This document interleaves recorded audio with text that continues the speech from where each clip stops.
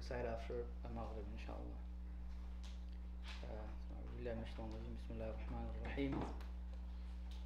ألهاكم التكاثر. So the first ayah, it's by the way surah number anyone? 100, 108. Better be correct. You counted backwards from Surat An-Nas quickly? 102. 102, okay. Pretty close, yeah. So 102, Surah 102. And what does the name of the surah mean? The name occurs in the first ayah, right? Obviously. Takathur. Multiplication. Gains. Yeah, multiplication, competition. And so the surah kind of gives away the entire theme of the name gives away the entire theme of the surah. So at-takathur, before we get into at-takathur, the first word of the surah is alhaakum. Alhaakum. Alha yulhi ilha'an in Arabic is it's from lahu. You might have heard the word lahu in the Quran. Lahu, la'ib. And so lahu is the things that you kind of engage in because of the desire of your nafs. So when it's the requirement of your desires, those things are called lahu. And lahu is not necessarily always something bad or forbidden, because you know the original state of things in Islam is that they are halal. Everything is halal in Islam, everything except that which is not, right? And so the original assumption about all things, including lahu, is halal. And so lahu is not necessarily always a bad thing or forbidden. There are many permissible things that are lahu. That's the root for alha. Alha means that because you are attracted to these things because of your desires, you're distracted. You're distracted. So when you're distracted, what two things occur in distraction? You're distracted from and you're distracted to, right? So there's a from and a to involved here. And so the to is mentioned in the ayah, at-takathur, that competition and rivalry and increasing things. The material aspects of this world, you're so engaged in them and they're so important to you that they distract you from something else, right? And what it distracts you from is implied here. And the following verses of the surah, they make that clear. Okay? And so that's the first thing to keep in mind, that when it comes to takathur, there are two things. You're distracted from, you're distracted towards something. So you turn away from something and you turn towards something, right? If I'm facing Luqman, I'm turning my back towards something here, right? And so that's what's happening here in Alhaakum at-Takathur. So Allah says that this takathur has distracted you, has taken your attention away from the more important things in your life. And so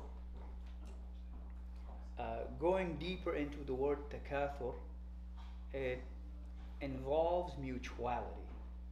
Number one, it involves mutuality in that when you are doing this takathur, you're competing with others. So a competition between two people, anything that has that rhymes with tafa'ul, takathur, tarahum, etc., it involves mutuality, right? When we hear the hadith of the Prophet in which he says at-tarahum, right?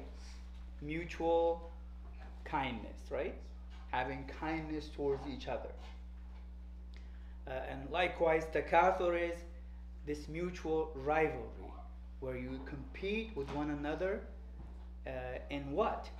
In the root of this word. The root of this word is kathra, right? Kathir. Kathir in Arabic means a lot, right? And so you want to compete with others in increasing your material possessions. That is the thing that Allah says that has distracted you from the more important purposes of your life. And so this mutuality is the first thing. And the second thing is that it can also involve engaging in something begrudgingly. That when you are involved in increasing and accumulating the material possessions of this world, it's not necessarily something that you enjoy. And that's the kicker, right? It's not even enjoyable. And that's a reflection of the life of many people in the modern world, right? That there is success, there's achievements, there's progress, there's going up the ladder, there's all of those things that are happening for a lot of people, but are they enjoying that process? In other words, are they happy? A lot of people are not happy. They work hard and they do a lot of things to increase and to accumulate these things, but they're not necessarily happy. It doesn't give them happiness, it doesn't give them satisfaction, right? And so takathur has both those meanings implicit in it, that you engage in this competition with others, but also internally this is not giving you any pleasure. This competition is not something that is giving you happiness. Actually, it's giving you a lot of distress. It's giving you a lot of distress. You're constantly worrying about how well liked you are, how much more than others you have, and how much better you are in all of these ways from others compared to others.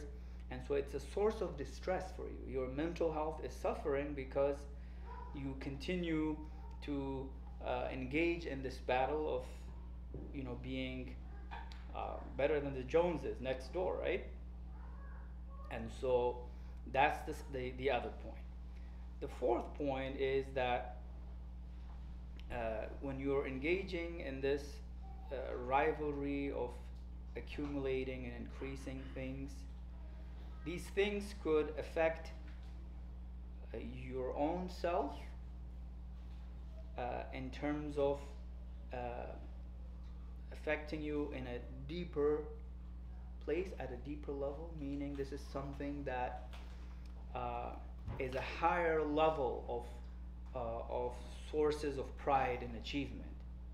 Such things as knowledge, such things as character, those things that go beyond the physical aspects and the material aspects. So that's the first thing. The second thing is the things that involve your body, the physical body, your health, your looks, your beauty, your fitness, and things like that. And the third one is things that are external to both of these, like the things that you possess, your reputation, your followers, your likes, and things of that nature. And so when it comes to the things that you should be seeking as a human being, and we're assuming here that all of these are permissible, all of these are within the circle, within the parameters of things that are halal, that are permissible. The most important thing is to seek happiness in that which increases your self-worth at a deeper level, your knowledge, your character, those kinds of important things, right? And then the second thing is, in that order, the second thing is the needs of your body, your health, for you to, not to look shabby, to have a proper presentable appearance and outside to others. That's important as well. And lastly, it is things that are external, like wealth, reputation, and things like that. And so when it comes to the second and the third, it's obvious that the physical needs, they always come first, right? And they come first because when there is a conflict, you're willing to sacrifice any amount of wealth for your health, right? You can have a lot of wealth, and in other ways you may not want to spend it. But when it comes to your health, you quickly, you know, you don't care about spending. And I went to a Lyme specialist last week, charged me $650, and I didn't bat an eye because I'm trying to get better, right? My physical well-being is important to me, and that's true for all of us, right? And so there it makes sense. But where Allah subhanahu wa ta'ala is reminding us to prioritize is before the second and the third, that you're neglecting the first thing. That is, how do you improve yourself in the sense of purification of your soul, your character, your knowledge, your proximity and closeness to Allah subhanahu wa ta'ala, you being a good citizen of your community, a good family member. And so Allah Azza wa Jal is reminding us that we are sacrificing the most important priority for the least important priority. That when we consider things, it should always be in that order. Of course, the first, second, and third, they're all within the realm of things that are desirable and permissible. Even when it comes to wealth, seeking wealth, there's nothing wrong with that. Seeking to have a good reputation, you want that. You don't want to be known for bad things, right? You don't want people to have bad assumptions about you. You want to have friends, you want to have connections, you want to have a good network. All of those things are good, and they could be a source of a lot of goodness if used in a proper way. But they're not the priority. The first priority is the reason why we are on this earth, and why Allah subhanahu wa ta'ala has placed us here, to know the reality of this life as a test, and to know that the test is to determine where we're going to end up in the next life, in the next phase, inshallah. And so that then begs the question: are you allowed to show the blessings of Allah? Are you allowed to even compete in these good things? And the answer is yes, if the intentions are right. Number one, Allah says in the last ayah of Surat al-Duha, وَأَمَّا بِنِعْمَةِ رَبِّكَ فَحَدِّثْ. As for the blessings of Allah, talk about them.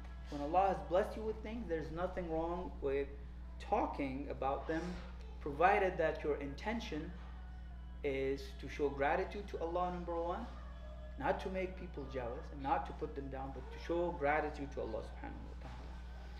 And then to do that in a way that will encourage others to follow that path.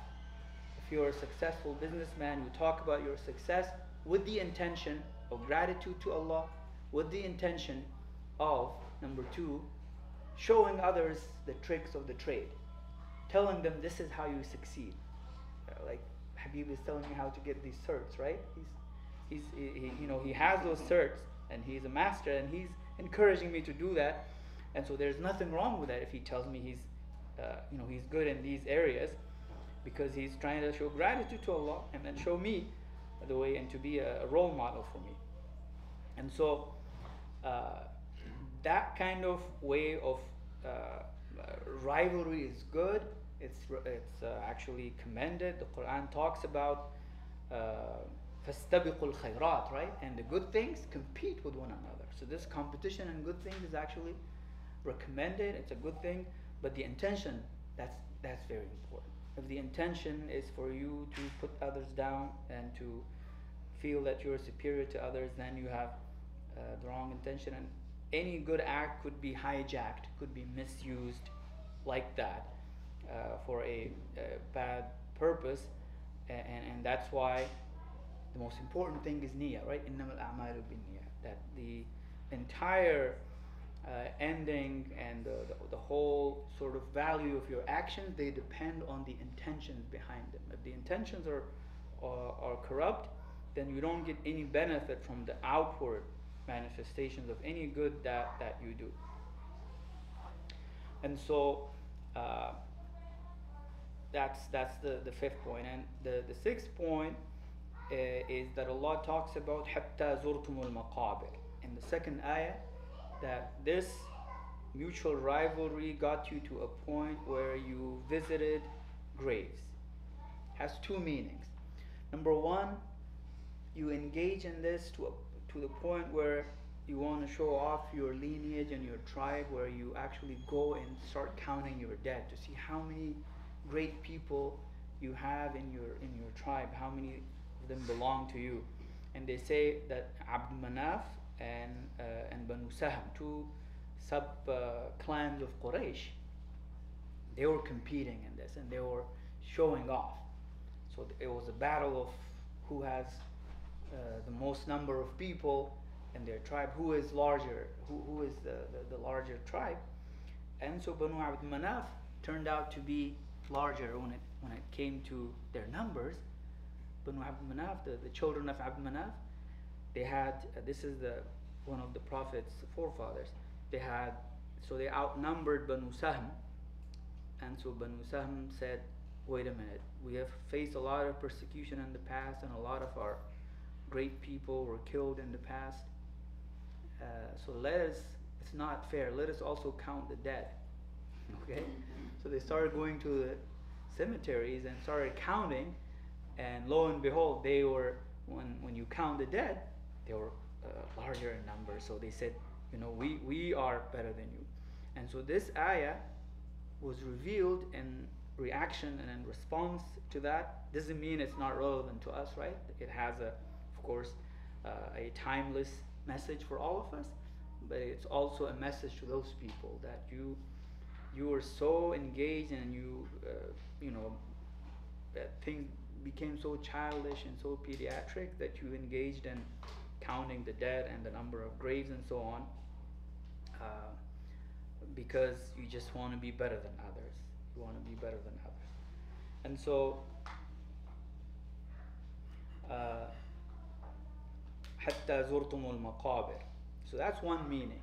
One meaning is that you go to the point of counting the dead. The second meaning is sometimes you are so engrossed in this that you don't even realize that you have actually wasted your entire life.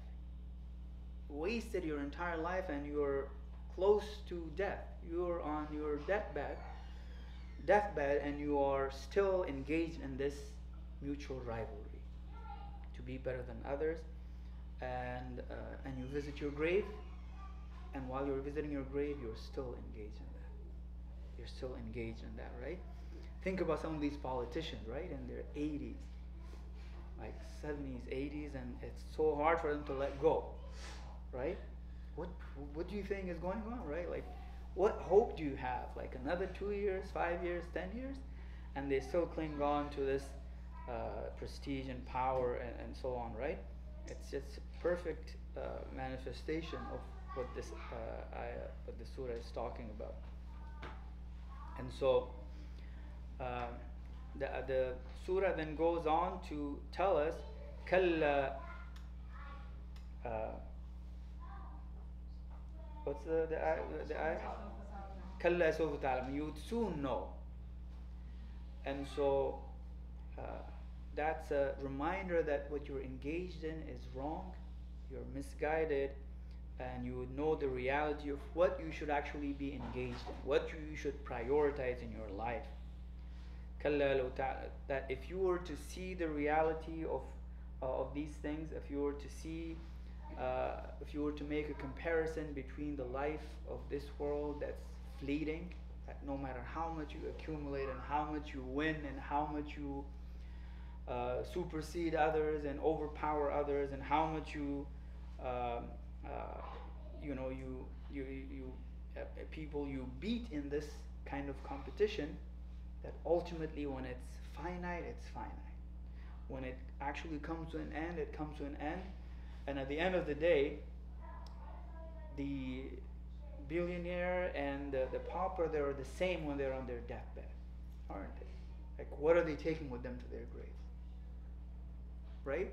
If you're lucky, a shroud. If you're lucky, people, do a ceremony for you and pray over you, right? But none of the stuff that you accumulated will go with you. And so if you are smart, this would not consume you. You would, of course, engage in it. You would get whatever that you must from the material aspects of this world to build your life, to make this world a better place for others, and for yourself, for your family. Nothing wrong with any of that. That's part of who we should be as the khulafa of Allah subhanahu wa ta'ala on this earth.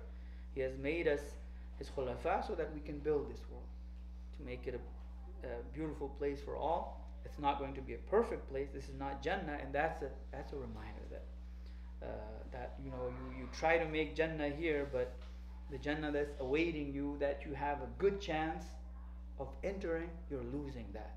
And the Jannah that you're trying to make here, you will never be able to make, because this world was never meant to be Jannah. It was never meant to be paradise. Paradise is awaiting all of us, and that's what we should prioritize and prepare for, inshallah.